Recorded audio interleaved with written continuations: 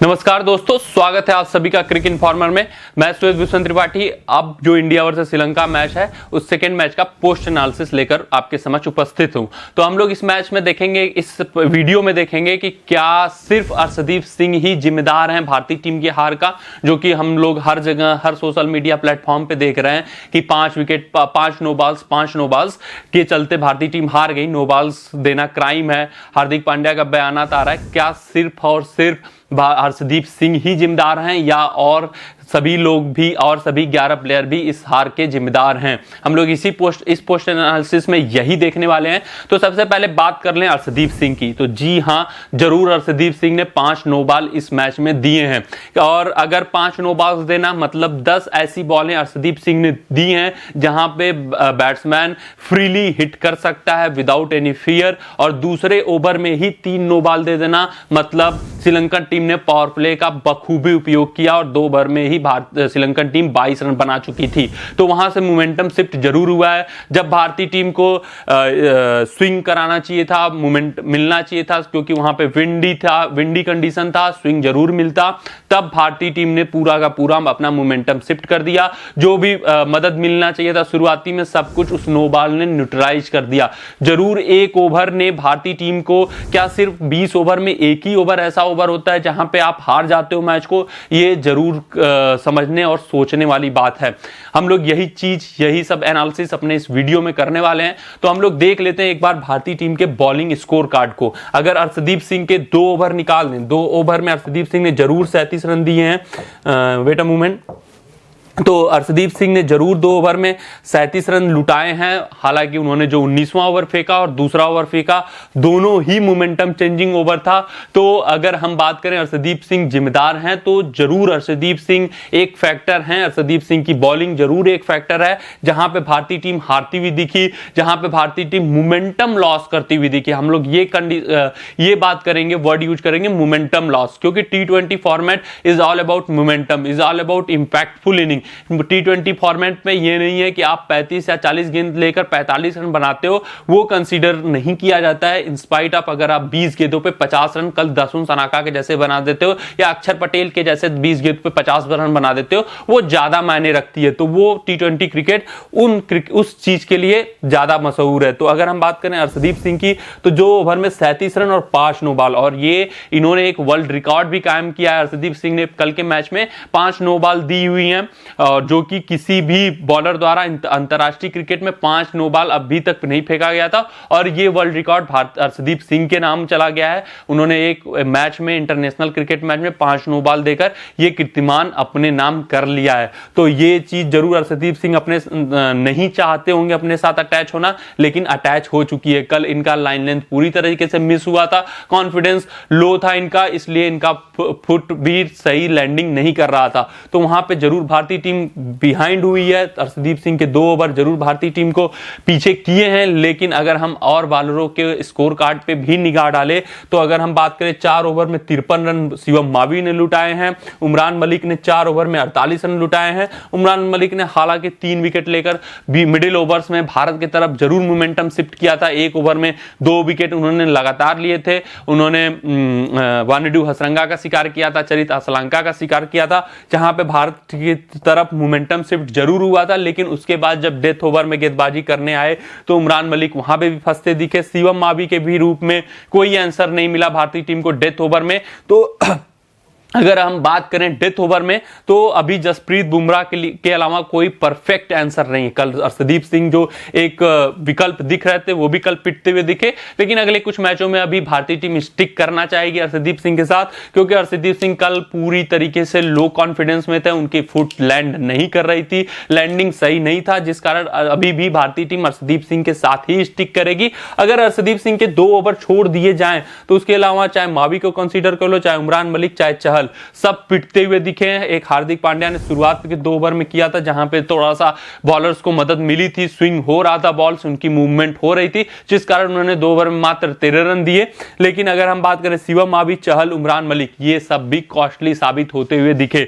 और अगर हम बात कर लें अक्षर पटेल की, तो यही एक पॉजिटिव है भारतीय टीम के लिए, इस मैच से निकले हैं, जो कि काफी बेहतरीन बैटिंग प्लस बॉलिंग करके दे रहे हैं। अगर इस सीरीज की बात करें, चाहे वर्ल्ड कप की बात करें, वहां से अक्षर पटेल ने सबको इंप्रेस किया हुआ है और एक पॉजिटिव के रूप में दिख रहे हैं कि ये प्लेइंग 11 में जडेजा के आ जाने के बाद भी अपना जगह बनाते हुए दिख रहे हैं, क्योंकि अक्षर पटेल बैटिंग प्लस बॉलिंग दोनों भारतीय टीम को देकर देख रहे हैं। इनकी 4 ओवर की बॉलिंग भी काफी जबरदस्त हो रही है, तो अक्षर पटेल को भारतीय टीम लॉन्ग टर्म में बिल्ड करना चाहेगी और अपने प्लेइंग 11 में भी एक परमानेंट स्थान देने का प्रयास करेगी।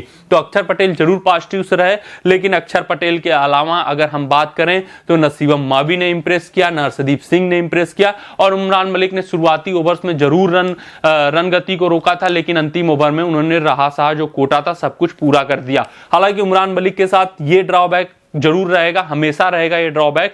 ये टीम मैनेजमेंट पे डिपेंड करता है क्या उमरान मलिक के साथ वो रेगुलरली स्टिक करेंगे, क्योंकि उमरान मलिक का पेस उनको स्कोर लीक करते हुए भी दिखेगी और उमरान मलिक की पेस के चलते विकेट लेते हुए भी दिखेंगे। तो ये एक्स फैक्टर का जरूर काम करते हुए दिखेंगे। जिस दिन इनका दिन रहा उस दिन वो पेस से तंग करेंगे बल्लेबाजों को और विकेट लेकर देंगे मिडिल ओवर्स में और मोमेंटम शिफ्ट करेंगे आपकी तरफ से। लेकिन ये 1-2 ओवर इनकी ऐसी भी आएगी जहां ये रन लीक करते हुए भी दिखेंगे। यही इमरान मलिक के साथ हुआ, 3 ओवर तो काफी जबरदस्त गेंदबाजी की, लेकिन चौथे ओवर में पिट गए और रहा सहा कसर पूरा कर दिया। तो हम लोग बात कर रहे हैं क्या सिर्फ अर्शदीप सिंह ही जिम्मेदार हैं, तो बॉलिंग सेक्शन में आपको मिल गया होगा कि जी नहीं, अर्शदीप सिंह नहीं, मावी ने भी रन लुटाए, चहल ने भी लुटाए, इमरान मलिक। तो भारतीय टीम के लिए जो सबसे दूसरा चिंता का विषय है, एक डेथ बॉलिंग ऑप्शन और दूसरा स्पिन डिपार्टमेंट। इंडियन कंडीशन में अगर आपका स्पिन डिपार्टमेंट रेगुलरली फेल हो रहा है और आपके मेन जो स्पिनर है युजवेंद्र चहल वो पिट रहे हैं, इकोनॉमी उतना मेंटेन करके नहीं दे रहे हैं और आप उनको विकेट टेकिंग ऑप्शन के लिए मिडिल ओवर्स में रखे हुए हो, वो काम करके नहीं दे रहे हैं, तो एक चिंता का सबब है। भारतीय टीम को युजवेंद्र चहल के अलावा बैकअप्स भी तैयार करने की जरूरत है, जैसे रवि बिश्नोई हो गए और कुलदीप यादव हो गए। इनके रूप में बैकअप भारतीय टीम को तैयार करने की जरूरत है। रवि बिश्नोई को जो इग्नोर करके बीसीसीआई चल रही है वो इग्नोरेंस हटाना पड़ेगा। रवि बिश्नोई ने अभी जितना इंटरनेशनल मैचेस खेले उसमें इंप्रेस किया हुआ है। इनके थोड़ा अलग ये गेंदबाज है, चहल से फ्लैटर थ्रू द एयर फेंकते हैं, तेज गेंदबाजी करने का प्रयास करते हैं। गुगली इनकी स्टॉक बॉल है, अधिकतम ये गुगली से ही बैट्समैन को तंग करते हैं। तो रवि बिश्नोई को ऑप्शन के रूप में रखना चाहिए चहल के और कुलदीप यादव को, क्योंकि चहल रेगुलरली फ्लॉप होते हुए दिख रहे हैं, कॉन्फिडेंस में भी लो है। जो टीम मैनेजमेंट इनके ऊपर कॉन्फिडेंस नहीं दिखा रही है उसके चलते इनका भी कॉन्फिडेंस डाउन गया है और वो परफॉर्मेंस में इंपैक्ट दे रहा है। तो भारतीय टीम का स्पिन डिपार्टमेंट भी अगर अक्षर पटेल को छोड़ दें तो वहां पे भी चिंता का सबब है। भारतीय टीम की पेस बॉलिंग भी चिंता की सबब है और भारतीय टीम का डेथ बॉलिंग, डेथ अभी स्पेशलिस्ट बुमराह के अलावा उतने अच्छे डेथ बॉलर्स नहीं तैयार हुए हैं। अर्शदीप सिंह ने अभी तक इंप्रेस किया हुआ था जरूर, लेकिन पिछले मैच में अर्शदीप सिंह भी पिटते हुए दिखे, तो ये जरूर एक चिंता का सबब है भारतीय टीम का।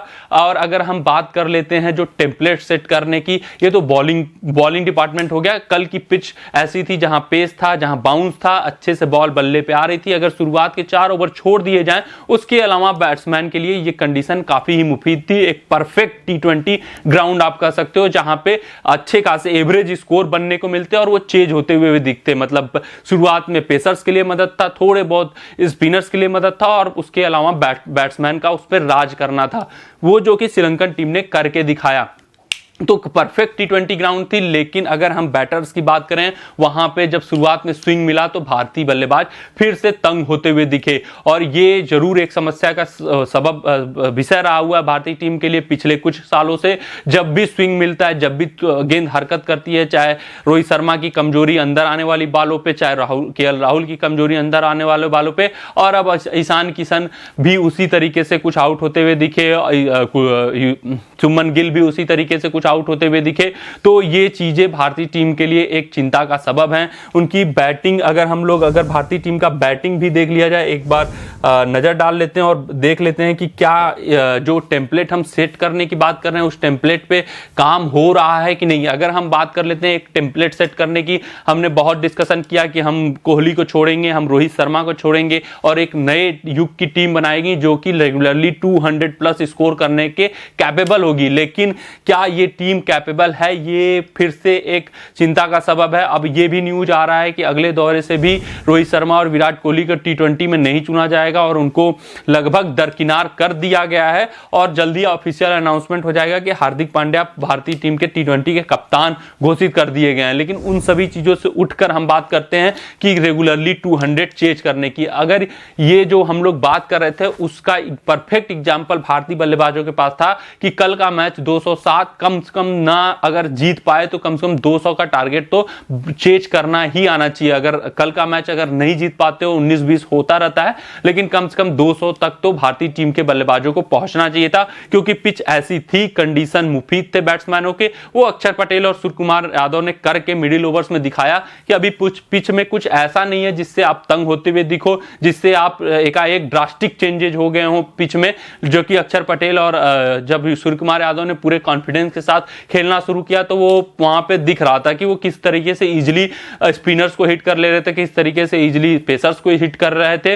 तो वहां पे ये चीजें थी कि पिच में सब कुछ था, पिच बेजान नहीं हुई थी, पिच लाइवली थी, पिच में पेस था, पिच में बाउंस था, पिच में अच्छे तरीके से बॉल बल्ले पे आ रही थी। शुरुआत के 4 ओवर छोड़ दिए जाए जहां पे थोड़ा बहुत हरकत कर रही थी, लेकिन वो भी अगर आप इंटरनेशनल लेवल के खिलाड़ी हो तो वो आपसे उम्मीद की जाती है कि उन 4 ओवरों में भी आप अच्छा खासा रन बनाकर दो।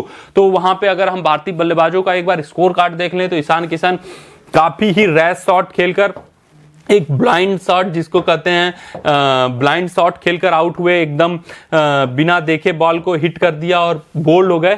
और पहले ही ओवर में कुशन रजिता ने मोमेंटम ही श्रीलंकन टीम की तरफ शिफ्ट कर दिया। फिर शुभमन गिल फिर से फेल होते हुए दिखे। अब ये क्वेश्चन मार्क जरूर आता है कि अगर आप रोहित शर्मा से उठते हो तो फिर जाकर स्टिक करते हो शुभमन गिल के पास, फिर से शुभमन गिल का स्ट्राइक रेट इशू रहेगा। अगर आप कंपेयर करो शुभमन गिल और रोहित शर्मा तो रोहित शर्मा को ही बेटर पाओगे in comparison to Shubman Gill in T20 cricket. T20 cricket में शुभमन गिल का स्ट्राइक रेट इशू रहता है, तो आप फिर से रोहित शर्मा से उठे फिर शुभमन गिल के पास चले गए तो वहां पे फिर, या KL राहुल से उठे शुभमन गिल के पास चले गए तो वहां पे जो स्ट्राइक रेट इशू था वो स्ट्राइक रेट इशू गिल के साथ भी रहेगा। और वही प्रेशर उनके पास बिल्ट हुआ। बिल्ट होने के बाद जब गिल ने रैश शॉट खेला और आउट होकर चले गए, तो आप के पास अगर पूरी तरीके से चेंज करना चाहते हो तो यहां पे गिल से भी ऊपर उठकर आपको सोचना होगा, क्योंकि गिल की ये औसतन स्ट्राइक रेट पिछले IPL की बात करें तो 125 से 130 के बीच में था। तो शुभमन गिल भी एक ऐसे प्लेयर हैं जो कि क्वेश्चन मार्क खड़ा करता है कि क्या ये T20 में क्रिकेट में जगह बनाते हुए दिख रहे हैं। जो आप टेम्पलेट सेट करना चाहते हो रेगुलरली 200 प्लस स्कोर करने का, क्या उसमें गिल अपना जगह बना पाते हैं या नहीं, ये क्वेश्चन मार्क जरूर रहेगा। अगर हम बात करते हैं राहुल त्रिपाठी का पहला मैच था, प्रेशर जरूर था 200 रन के टारगेट का, लेकिन बॉल को रीड नहीं कर पाए। बॉल सोचे कि अंदर आएगी बॉल, लेकिन बॉल ने काटा बदल के बाहर का रास्ता अपनाया और वहां पे राहुल त्रिपाठी डिसीव होते हुए दिखे और कैच आउट हो गए कीपर को। तो वहां पे राहुल त्रिपाठी का भी जो एक विकेट था वहां पे पूरी तरीके से मोमेंटम श्रीलंकन टीम की तरफ शिफ्ट हो गया था। फिर उसके बाद हार्दिक पांड्या और सूर्यकुमार यादव ने थोड़ी अपनी बॉलें खेली, उसके बाद सोचा कि हिटिंग किया जाए। वहां पे हार्दिक पांड्या भी आउट स्विंगर से तंग आउट होते हुए दिखे। तो स्विंग गेंदबाजी अभी भी भारतीय टीम का एक इशू है। स्विंग गेंदबाजों के साथ परेशान होना, जब स्विंग होती है शुरुआत में, वहां पे भारतीय बल्लेबाजों का जो परेशानी का सामना करना पड़ता है वो जरूर चिंता का सबब बना हुआ है और वही हमें दिखा। उसके बाद बात करते हैं लोअर मिडिल ऑर्डर की। दीपक हुड्डा, जब सूर्यकुमार यादव पूरी तरीके से अच्छे तरीके से हिट नहीं कर पा रहे थे, मैच नहीं चला पा रहे थे, बॉल ईट कर रहे थे, बॉल खा रहे थे सूर्यकुमार यादव। शुरुआत में बहुत बॉलें खाई सूर्यकुमार यादव ने, वो तो लास्ट में मोमेंटम पकड़ा जब अक्षर पटेल आए, उनके ऊपर से पूरी दबाव को हटाया, तब जाकर सूर्यकुमार यादव हिटिंग जोन में आए। अदरवाइज सूर्यकुमार यादव के बॉल खाने की वजह से दीपक हुड्डा ने अपना विकेट थ्रो किया। तो वहां पे इशू है। भारतीय टीम को अभी जो टेम्पलेट सेट करना है फ्रॉम द फर्स्ट बॉल, आप चेज कर लेते हो 200, तो ये जरूरी था कि आपके बल्लेबाज अच्छा खासा स्कोर करते, आप 180, 190 या 200 रन का टारगेट सेट करते, 205, 206 तक जाते कि एक कांटे का मुकाबला देखने को मिलता। लेकिन भारतीय टीम का टॉप ऑर्डर बुरी तरीके से फेल रहा। आप सिर्फ और सिर्फ अर्शदीप सिंह को यहां जिम्मेदार नहीं ठहरा सकते। आपके बल्लेबाजों ने भी यहां पे कुछ अच्छा वर्क नहीं करके दिया, क्योंकि ये पिच ऐसी थी जहां पे आप लगभग 200 रन चेज कर सकते थे, लेकिन ऐसा कुछ नहीं हुआ। जरूर स्कोर कार्ड 207 रनों का था, वहां पे आपके पास प्रेशर था, लेकिन आपको ये जरूर दिखाने का मौका था कि आप जो नए टेम्पलेट की बात करते हो उस हिसाब से खेल सकते हो, लेकिन वहां पे विफल रही। पहले मैच की बात करें, वहां पे भी वानखेड़े पे 160 रन बनाती हुई दिखी भारतीय टीम, जहां पे 180 190 एवरेज स्कोर हुआ करता है, तो वहां पे भी भारतीय बल्लेबाज फेल होते हुए दिखे, और जब 207 रनों का प्रेशर आया तो वहां पे भी भारतीय बल्लेबाज फेल होते हुए दिखे। तो ये जरूर चिंता का सबब है। सिर्फ अर्शदीप सिंह की बॉलिंग को ही आप दोषी नहीं ठहरा सकते, क्योंकि आपके कंडीशंस आपके मुफीद थी, बॉल बल्ले पे अच्छे से आ रही थी, बाउंस था पिच में, पेस थी, अच्छे से बॉल बल्ले पे आ रही थी, ड्यू फैक्टर भी आपके साथ था, तो वहां पे आप चाहते तो ये स्कोर चेंज कर सकते थे, लेकिन आप फिर से आपकी बॉलिंग अटैक बैटिंग अटैक धाराशायी दिखी। अगर हम बात कर लें शुभमन गिल की, क्वेश्चन मार्क उठता है कि आप उठ रहे हैं, आप एक टेम्पलेट नया सेट करना चाह रहे हैं टी20 क्रिकेट में और शुभमन गिल के साथ स्टिक कर रहे हैं। आपको ये देखना पड़ेगा कि आप क्या कॉम्बिनेशन लेकर खेलना चाह रहे हैं, आप क्या बैटिंग डेप्थ और इंक्रीज नहीं करना चाहेंगे। अगर आपको रेगुलरली 200 प्लस स्कोर करना है तो हार्दिक पांड्या को जरूर सोचना पड़ेगा उनकी उपयोगिता एज ए बॉलर। वो सिर्फ 2 ओवर रहकर नहीं रह सकते, उनको दीपक हुड्डा को भी यूटिलाइज यहां पे करना चाहिए। अगर दीपक हुड्डा और हार्दिक पांड्या एक समीकरण ये बना सकते हैं कि दीपक हुड्डा और हार्दिक पांड्या मिलकर अगर 4 ओवर फेंक देते हैं तो भारतीय टीम यहां पे एक बैटिंग डेप्थ इंक्रीज कर सकती है, जिस कारण वो और फ्रीली खेल सकते हैं। तो ये कर सकती है भारतीय टीम की एक बैट्समैन को इंक्रीज कर सकती है। दीपक हुड्डा और हार्दिक पांड्या मिलकर 5वें बॉलर का उपयोगी 5वें बॉलर के रूप में उपयोगी साबित हो सकते हैं। तो वहां पे एक कंसीडर करने की जरूरत है कि आप अगर नया टेम्पलेट सेट करना चाहते हो तो आपको अधिक ऑलराउंडर्स की जरूरत पड़ेगी, आपको अधिक से अधिक ऑलराउंडर बिल्ड करने होंगे, सिर्फ हार्दिक पांड्या पे डिपेंडेंट नहीं होना होगा, और भी लोअर डाउन द ऑर्डर आपको ऑलराउंडर्स चाहिए। दीपक हुड्डा की उपयोगिता बढ़ानी होगी भारतीय टीम को, इनको एज ए बॉलर भी यूज करना होगा। पिछले सीरीज में जरूर हार्दिक पांड्या बात कर रहे थे कि हम लोग ऐसे बॉलर्स को तैयार करना चाहते हैं जो कि अधिक से अधिक ऐसे बैट्समैन को तैयार करना चाहते हैं जो बॉलिंग भी कर सके। तो दीपक हुड्डा को इस मैच में पूरी तरह से अंडर यूटिलाइज किया। वहां पे एक क्वेश्चन मार्क जरूर रहेगा कि दीपक हुड्डा क्यों नहीं बॉलिंग कर रहे हैं, हार्दिक पांड्या सिर्फ क्यों 2 ओवर ही कर रहे हैं, किस हिसाब से अपने आप को टेस्ट नहीं करना चाह रहे हैं हार्दिक पांड्या डेथ बॉलिंग में। तो हार्दिक पांड्या को भी अपने ओवर्स इंक्रीज करने होंगे, दीपक हुड्डा से बॉलिंग कराने होगी, और टीम मैनेजमेंट को अब कुछ नए ऑलराउंडर्स भी बिल्ड करने होंगे। वेंकटेश अय्यर की तरफ देखना होगा, आपको देखना होगा वेंकटेश अय्यर, विजय शंकर की तरफ देखना होगा। तो आपको नए ऑलराउंडर्स बिल्ड करने होंगे और देखना होगा कि एक ऐसी टीम जिसकी लोअर मिडिल ऑर्डर में ऐसे ऐसे बल्लेबाज पड़े हों जो कि बैटिंग भी कर सकें। तो वहां पे आपको रिसर्च करने होंगे और देखना होगा कि क्या टेम्पलेट लेकर आप सेट करना चाहते हो, आप शुभमन गिल से ओपनिंग कराना चाहते हो, नहीं कराना चाहते हो, आपको एक्सप्लोजिव बैटिंग करनी होंगी और 200 के टारगेट तो चेज करने आना ही चाहिए। तो ये तो थी भारतीय टीम के जो लूप होल्स थे। सिर्फ अर्शदीप सिंह को जो जिम्मेदार ठहराया जा रहा है वो ऐसे नहीं है कि सिर्फ अर्शदीप सिंह, जरूर अर्शदीप सिंह के 5 नो बॉल्स ने मोमेंटम शिफ्ट जरूर किया, लेकिन आपके बॉलर्स भी, आपके बैट्समैन भी फीके दिखे और अन्य बॉलर भी उस दिन उतने इफेक्टिव नहीं दिखे। तो ये तो थी भारतीय टीम के हार के कारण कि अर्शदीप सिंह ही नहीं बल्कि बैट्समैन और बॉलर भी जिम्मेदार हैं, और भारतीय टीम क्या टेम्पलेट सेट करना चाह रही है ये भी अभी क्लियर नहीं है कि भारतीय टीम किस टेम्पलेट से किस टेम्पलेट से फील्ड में उतरना चाहती है। उनको चाहिए कि एक हार्दिक पांड्या, दीपक हुड्डा और एक ऐसा ऑलराउंडर बिल्ड करना चाहिए जो कि बैटिंग भी कर सके प्लस बॉलिंग भी कर सके। तो उनको वेंकटेश अय्यर की तरफ देखना चाहिए। तो ऐसे ऐसे नए प्लेयर्स को उनको बिल्ड करना होगा जिनकी उपयोगिता और अधिक हो सके। सिर्फ वो एक आप नहीं कर सकते स्पेशलिस्ट बैटर को ही रखेंगे टीम में, स्पेशलिस्ट बॉलर को ही रखेंगे, आपको ऑलराउंडर्स पे स्टिक करना होगा, तभी जाकर टी20 क्रिकेट में और एक्सप्लोजिवली और फ्रीली आप खेल सकते हो। अगर हम बात कर लेते हैं कुछ रिकॉर्ड्स की जो इस टी20 क्रिकेट इस मैच में बने हुए हैं, तो दासुन सनाका ने अच्छा खासा रिकॉर्ड बनाया, 20 बॉलों पे 50 रन, भारत के खिलाफ सबसे तेज श्रीलंकाई बल्लेबाज बन गए हैं और शतक लगाने वाले। इससे पहले कुमार संकारा के नाम ये रिकॉर्ड था, 21 बॉलों पे 50 रन बनाया था।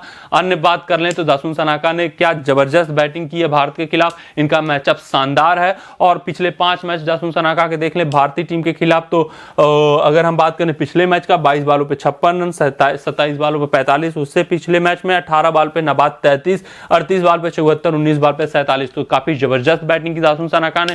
सिर्फ दासुन सनाका नहीं, चाहे बात करें पाथुम निशंका, चाहे कुशल मेंडिस विंडीज। मैंने जैसे प्रीव्यू में बोला था कि श्रीलंकन टीम काफी सशक्त दिख रही है पेपर पे और वो भारतीय टीम को टक्कर देते हुए दिखेंगे और ये मैच जीत भी सकते हैं। उसी हिसाब से वो मैच जीता। अब मैं ये भी कह रहा हूं कि श्रीलंकन टीम में मादा है कि ये श्रृंखला भारतीय टीम को भारतीय सरजमी पे वो हरा सकते हैं, क्योंकि भारतीय टीम अभी बहुत, अगर कंपैरिजन करें भारतीय टीम और श्रीलंकन टीम के पास, तो श्रीलंकन की टीम के पास ऑलराउंडर की भरमार है, जहां भारतीय टीम लैग करती हुई दिख रही है। अगर भारतीय टीम के पास ऑलराउंडर है भी तो वो उनकी उपयोगिता नहीं कर पा रहे हैं। एज ए कैप्टन वहां पे फेल होते हुए दिख रहे हैं, चाहे रोहित शर्मा की बात कर लें, चाहे हार्दिक पांड्या की बात कर लें। और भारतीय टीम को और ऑलराउंडर्स बिल्ड करने होंगे, मौके देने होंगे उनको। अगर हम बात करें 5 नो बॉल्स, किसी भी इंटरनेशनल क्रिकेट में किसी एक बॉलर द्वारा फेंके जाने वाले सबसे ज्यादा नो बॉल हैं। अर्शदीप सिंह ने यह रिकॉर्ड अपने नाम किया है। पहली बार श्रीलंका ने 200 का टारगेट सेट किया है भारत के खिलाफ 2010 के बाद। तो ये कुछ रिकॉर्ड थे। अगर हम बात कर लें मोस्ट नो बॉल की, तो अर्शदीप सिंह ने 5 नो बॉल दिए हैं एक मैच में। कीमो पॉल ने भी न्यूजीलैंड के खिलाफ 5 नो बॉल दिया था। ओसेन थॉमस ने बांग्लादेश के खिलाफ 4 नो बॉल दिए थे। तो ये कुछ इंपॉर्टेंट स्टैट्स थे जो कि हमने आपके सामने रखे हैं और हमने ये एनालिसिस जरूर किया कि भारतीय टीम के हार के जिम्मेदार का कारण सिर्फ और सिर्फ अर्शदीप सिंह नहीं, बल्कि भारतीय टीम की स्पिन अटैक, जिसमें युजवेंद्र चहल खासकर जो कि इंप्रेस नहीं कर पा रहे हैं मिडिल ओवर में, उनके ऑप्शंस भारतीय टीम को ढूंढने होंगे। अगर हम सेकंड बात करें तो और जो पेस अटैक बिल्ड करना होगा वहां पे भी भारतीय टीम को ध्यान देना होगा। भारतीय टीम को और डेथ स्पेशलिस्ट बिल्ड करने की जरूरत है। उनको सिर्फ और सिर्फ बुमराह के ऊपर नहीं स्टिक होना होगा।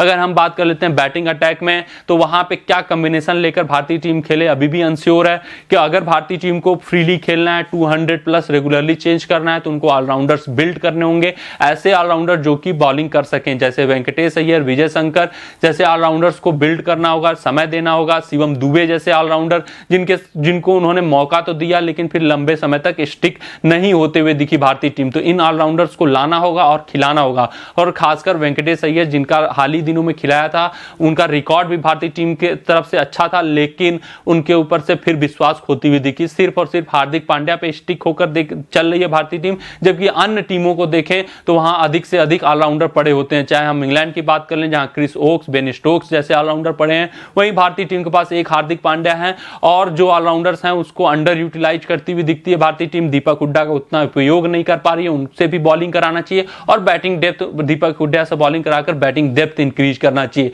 तो यहां पे वर्क कर सकती है, जिस कारण अगर बैटिंग डेप्थ इंक्रीज हो जाता है, भारतीय टीम के ऐसे ऑलराउंडर्स आ जाते हैं हार्दिक पांड्या जैसे, वेंकटेश अय्यर, तो वहां पे वो फ्रीली खेलने का सोच भी सकते हैं और 200 प्लस तब जाकर रेगुलरली बनेगा और नया टेम्पलेट सेट होगा। आप शुभमन गिल के साथ फिर से आते हैं, वहां पे स्ट्राइक रेट का इश्यू होता है, तो अब शुभमन गिल से भी ऊपर उठकर भारतीय टीम को जरूर सोचना होगा, क्योंकि T20 क्रिकेट में आपको ऐसे बल्लेबाज चाहिए जो कि फियरलेस क्रिकेट खेल सकें। तो आज के एनालिसिस में इतना ही। आप अपना ध्यान रखें, कोविड से सुरक्षित रहें आप अपना ध्यान रखें, कोविड से सुरक्षित रहें, हैंड सैनिटाइज करते रहें, मास्क लगाएं। जय हिंद, जय भारत।